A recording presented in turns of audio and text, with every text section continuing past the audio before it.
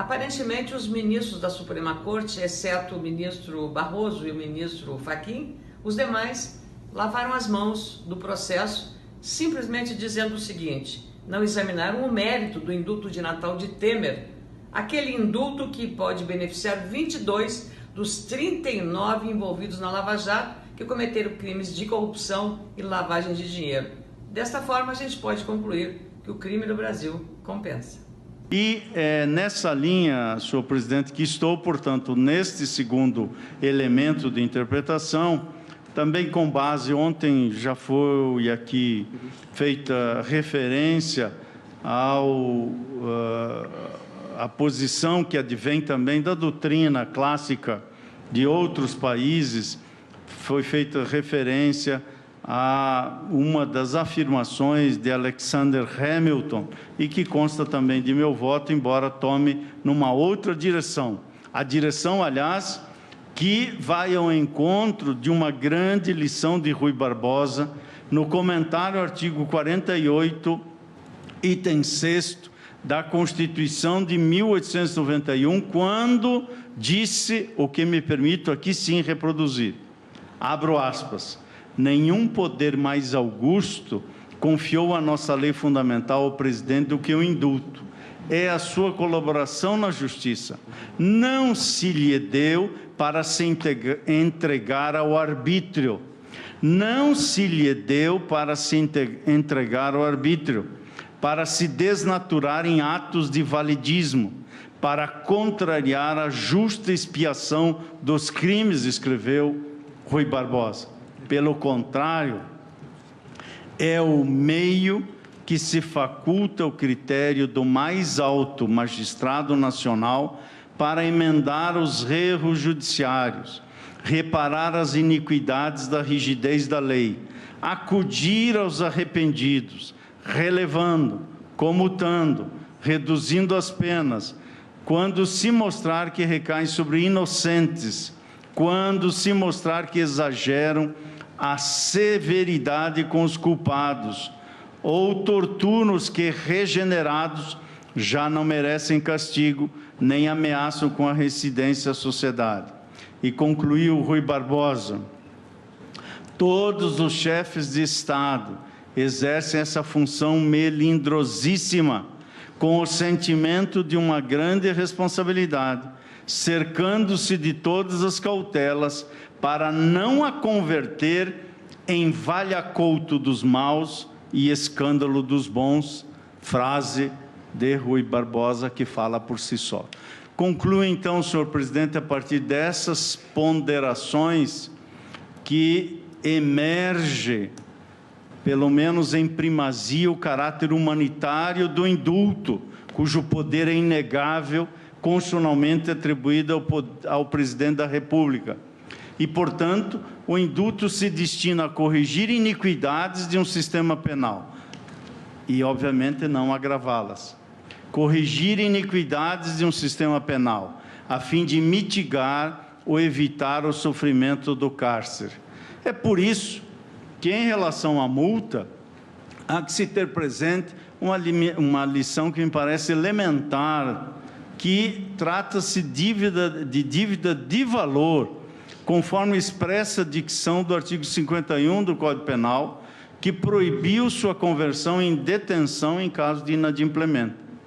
Caso se tenha em conta que a fixação da multa e sua liquidez dependem de um trabalho complexo de política criminal, feita pelo Congresso Nacional e aplicada pelo Poder Judiciário, é de fato, como bem consignou o relator, contrário à finalidade do indulto, permitir que esse instituto recaia sobre quem, a rigor, pelo fato exclusivo da multa, está fora do sistema carcerário. Por isso, também nesse ponto, entendo inconstitucional o decreto presidencial. O pretendido acolhimento do argumento de que os termos dos dispositivos impugnados do decreto natalino nesta ação promovem desigualdade e desequilíbrio no sistema jurídico penal, ao retirar a eficácia de normas de direito penal editadas pelo Poder Legislativo e aplicadas pelo Poder Judiciário, significaria tal acolhimento em última ratio, a invalidade da própria figura do indulto, porquanto o uso dessa prerrogativa pelo Executivo sempre acarreta essa desigualdade e esse desequilíbrio do sistema punitivo. Entendo nessa linha de raciocínio não configuradas razões para alteração jurisprudencial quanto ao Instituto, ressalvado meu juízo quanto a situações de crime de lesa humanidade. Assim, embora guarde pessoalmente restrições com a política formulada no Decreto 9.246 de 2017, em especial quanto ao seu alcance para os crimes de corrupção, não vejo, com o devido respeito aos que pensam de forma diversa, como chegar a um juízo de invalidade constitucional. Compartilho da afirmação feita pelo ministro Alexandre de Moraes, ao retirar a eficácia de normas de direito penal editadas pelo Poder Legislativo e aplicadas pelo Poder Judiciário, significaria tal acolhimento, em última ratio, a invalidade da própria figura do indulto, porquanto o uso dessa prerrogativa pelo Executivo sempre acarreta essa desigualdade e esse desequilíbrio do sistema punitivo. Entendo nessa linha de raciocínio não configuradas razões para alteração jurisprudencial quanto ao Instituto, ressalvado meu juízo quanto a situações de crime de lesa humanidade. Assim, embora guarde pessoalmente restrições com a política formulada no Decreto 9.246 de 2017, em especial quanto ao seu alcance para os crimes de corrupção, não vejo, com o devido respeito aos que pensam de forma diversa, como chegar a um juízo de invalidade constitucional. Compartilho da afirmação feita pelo ministro Alexandre de Moraes, objeto dos debates de ontem, de que o que se está aqui a discutir é a própria validade constitucional do Instituto do Indulto. E gostemos ou não do Instituto, trata-se de mecanismo de controle do próprio sistema de freios e contrapesos consagrado na Constituição Federal. Acompanho, pois, senhor presidente, a divergência aberta pelo ministro Alexandre de Moraes para julgar improcedente a presente ação direta de inconstitucionalidade, renovando meu pedido de vênia aos que pensam de forma diversa e expressaram os seus votos da forma brilhante, como costumeiramente costumam fazê-lo.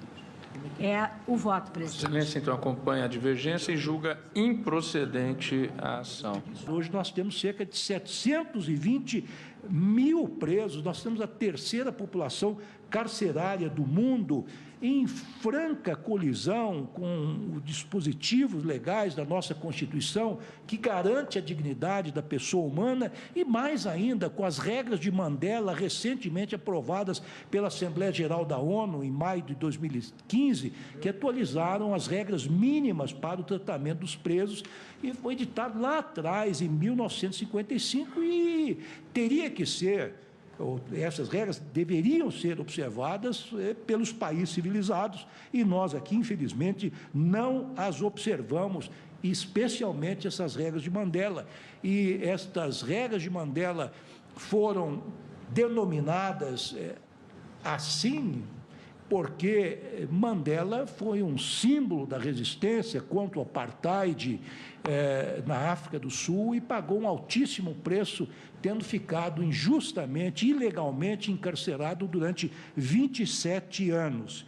Eu termino, senhor presidente, trazendo à colação um trechinho do voto do ministro Maurício Correia, que foi proferido na ADI 2.795, na verdade, uma medida cautelar, em que aquele ilustre ministro, saudoso ministro, diz o seguinte: o indulto é um instrumento de política criminal. Isso foi ressaltado aqui pelos ministros, alguns ministros que me precederam, colocado à disposição do Estado para reinserção e ressocialização dos condenados que a ele façam jus, segundo a conveniência e oportunidade das autoridades competentes. Já foi dito aqui, também faço questão de salientar, que é um mecanismo de freios e contrapesos em que nada afronta o sistema o princípio da separação dos poderes que está abrigado na nossa Constituição, no artigo 2º. Nesse contexto, termino, senhor presidente, penso que os argumentos de ordem técnica desenvolvidos a respeito da impossibilidade de se sindicar a decisão política adotada pelo presidente da República ganham ainda outros contornos ancorados na dura realidade prisional brasileira, cuja dramaticidade legitima a adoção de políticas pelo presidente da República para minorar, em parte, as agruras da população carcerária, devolvendo-a, ou ao menos em parte, quando possível, para o convívio da coletividade. Então, senhor presidente, pedindo vênia ao relator, por todas estas razões expostas, julgo improcedente a presente ação direta de inconstitucionalidade, louvando-me in totum nos argumentos do eminente ministro Alexandre de Moraes e nestes agora proferidos pela ministra Rosa Weber, como voto.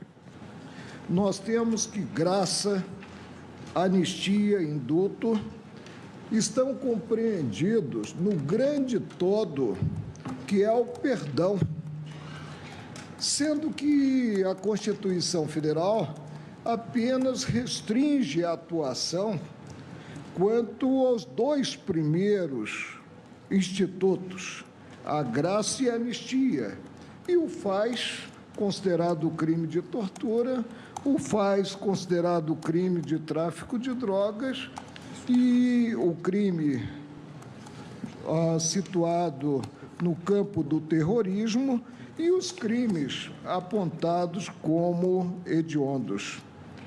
O chefe do Poder Executivo, no indulto, que é perdão, em relação ao qual não se tem exceção na Constituição Federal, atua de forma discricionária. E li, presidente, o decreto e percebi que se trata de uma peça que prima pela razoabilidade, já que estabelece distinção entre o primário e o reincidente, já que versa a problemática alusiva às pessoas condenadas por certos crimes, e aí exclui o benefício, né? E revela condições, portanto, que se mostram aceitáveis socialmente. Não cabe aqui dizer que estaria fugindo, né, ao princípio estruturante, que é o princípio revelador de que a República está assentada em um tripé, ou seja, na independência e harmonia entre os poderes. E os dois predicados pressupõem que cada poder haja na área que, pela Constituição, é reservada, não invadindo seara alheia. Por isso, presidente, acompanho a divergência, julgando improcedente o pedido formulado na ADI. Na doutrina, afirma-se que, em muitos casos, mesmo após o cumprimento da pena privativa de liberdade, a pendência da multa impede a extinção da punibilidade do imputado, prejudicando a sua reinserção social e no mercado de trabalho. Verifica-se que nos decretos anteriores ao Decreto 8.940, de 2016, eram beneficiadas as pessoas condenadas à pena de multa, ainda que não quitada, independentemente da fase executória ou juízo que se encontre, aplicada cumulativamente com pena privativa de liberdade cumprida até 25 de dezembro do ano de edição do decreto presidencial. Limitações ao indulto em caso de recurso pendente da acusação. A despeito do pedido do requerente para declarar a inconstitucionalidade dos incisos 1, 2, 3 e 4 do artigo 11 Apenas o 2 foi suspenso pelo relator, isto é, suspendeu-se a concessão do indulto na pendência de recurso da acusação, pois a pena ainda pode ser ampliada, o que alteraria o marco de referência para a concessão do indulto. Na doutrina afirma-se: verificamos a possibilidade de se receber o indulto antes do trânsito em julgado.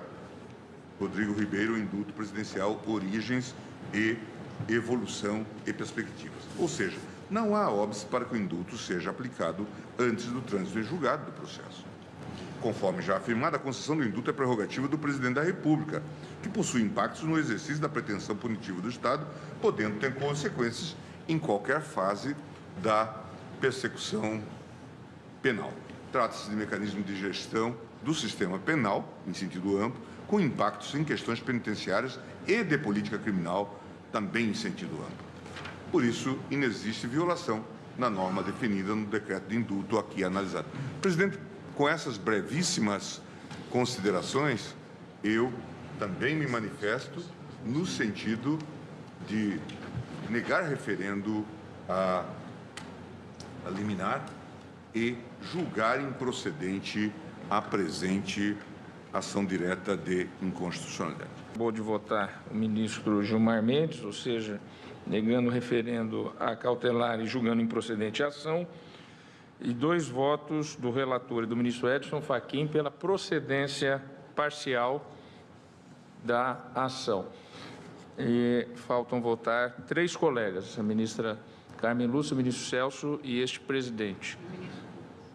E o ministro Fux, que pediu vista. Exatamente.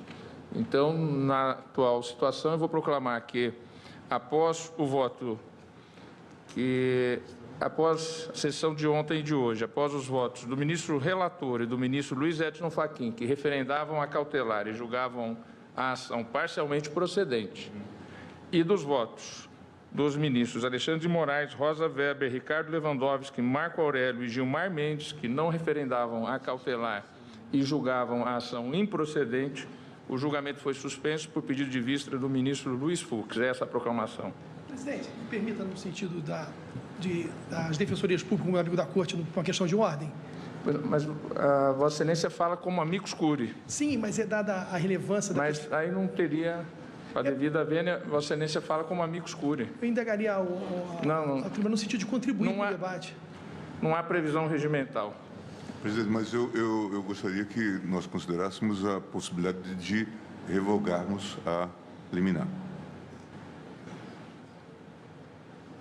Mas a questão é que estamos numa situação em que 5 votos não referendam a cautelar. Mas o ministro Celso pode votar nessa matéria. Presidente, considerada a proporcionalidade, nós temos aí já um placar de 5-2. Faltam 4 votos. Não se imagina que não saia desses 4 votos um que se some à corrente agora majoritária. Por isso, eu endosso a proposta do ministro Gilmar Mendes. Eu vou colocar, então, em votação. Senhor presidente, Vossa Excelência já anunciou o resultado do feito. Eu creio que está sendo colocado em questão aqui a autoridade de Vossa Excelência, que já encerrou esse julgamento. Vossa Excelência preside os trabalhos, eu pedi vista, mas nessa questão formal eu tenho voz. Acho que Vossa Excelência preside os trabalhos, a ordem dos trabalhos é do presidente do tribunal. Mas não é da tradição do tribunal, do colegiado, deixar de apreciar uma proposta feita por um colega. Presidente, permita, a proposta foi feita antes do anúncio. Eu fiz na abertura da... Exatamente, e nós estamos às vésperas do Natal, e obviamente já se formou aqui uma maioria, se não a maioria de 6, mas pelo menos votar essa possibilidade. Se a maioria entender que não é o caso, até porque um dos objetivos, não só de todos, mas da gestão de Vossa Excelência, sempre acelerar a votação das liminares monocráticas. De qualquer sorte, houve votação a respeito das cautelares nos votos já proferidos, porque quem julga parcialmente procedente referenda a cautelar, porque foi exatamente os limites do voto do relator. Quem julga improcedente não referenda, por óbvio, a cautelar. Na medida em que não houve outros colegas que tenham antecipado o voto, eu penso que este é o resultado do julgamento. Essa é a proclamação. Eu havia dito ao ministro Luiz Fux que gostaria de aguardar o voto de Sua Excelência, uma vez que o ministro Luiz Fux sempre apresenta votos com denso conteúdo. No entanto, tendo em vista esta proposta agora formulada pelo ministro Gilmar Mendes, eu me animaria, então, com a permissão do eminente ministro Luiz Fux, eu me animaria a antecipar o meu voto. O meu voto é muito extenso e eu não vou lê-lo, mas eu vou apenas destacar os 8 tópicos que, na verdade, compendiam a minha visão a respeito deste tema que está em exame. Então, se Vossa Excelência me permitir, o ministro Luiz Fux me autorizar, eu gostaria, então, tendo em vista a proposta formulada pelo ministro Gilmar Mendes, de antecipar o meu voto. E concluindo que, em face dessas razões expostas, peço vênia ao eminente relator e a todos os que acompanham Sua Excelência para, dissentindo, acompanhar a divergência iniciada pelo eminente ministro Alexandre de Moraes. Em consequência, senhor presidente, eu julgo improcedente o pedido formulado no âmbito da presente ação direta de inconstitucionalidade.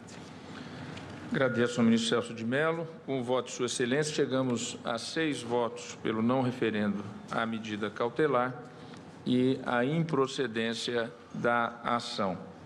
A proposta de, desde logo, se proclamar, com os 6 votos então formados, o não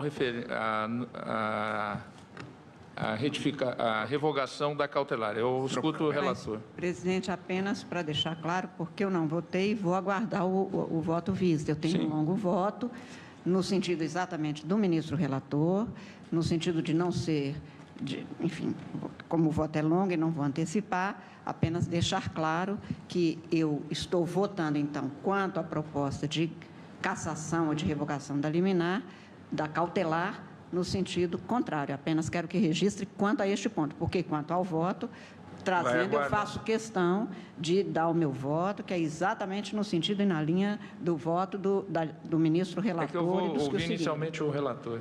Tá, pois não. Sempre, porque, como Vossa Excelência... Já faço o registro que Vossa Excelência é contrário à revogação da cautelar. Fiquei preocupada quanto ao cautelar em face do que Vossa Excelência disse. Como já tem 6 votos quanto à revogação da cautelar, mas, pois não. Então, peço desculpas até por ter me antecipado, mas foi no sentido de deixar clara a minha posição. Não se esqueça de deixar aqui o seu like, gostei, se inscreva no meu canal. Clique em joinha, deixe o seu gostei, Consegui mais inscritos. Eu juro pra você que pinto meu cabelo de uma corzinha bem diferente.